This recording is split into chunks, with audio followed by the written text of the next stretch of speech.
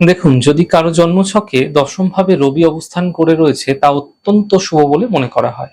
কেন কি, দশম ভাবে যখন রবি অবস্থান করে থাকে তখন রবি দিগ্বল প্রাপ্ত হয়ে যায়।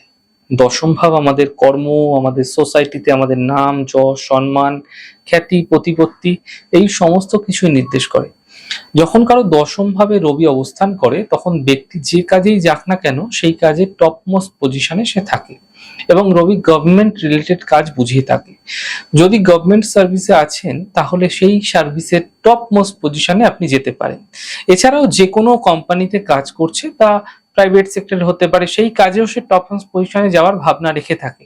হতে পারে কারো রবি তুলা রাশিতে অবস্থান করছে, এমন ক্ষেত্রেও রবি তার ক্ষেত্রে শুভ ফল দিতে পারে। উদাহরণস্বরূপ বলা যেতে পারে ক্রিকেটার বিরাট কোহলির কথা। দেখুন, তার জন্মছকে তুলায় অবস্থান করছে রবি। তবে বলে রাখি, এক্ষেত্রে সম্পূর্ণ জন্মছক দেখারও প্রয়োজনীয়তা রয়েছে।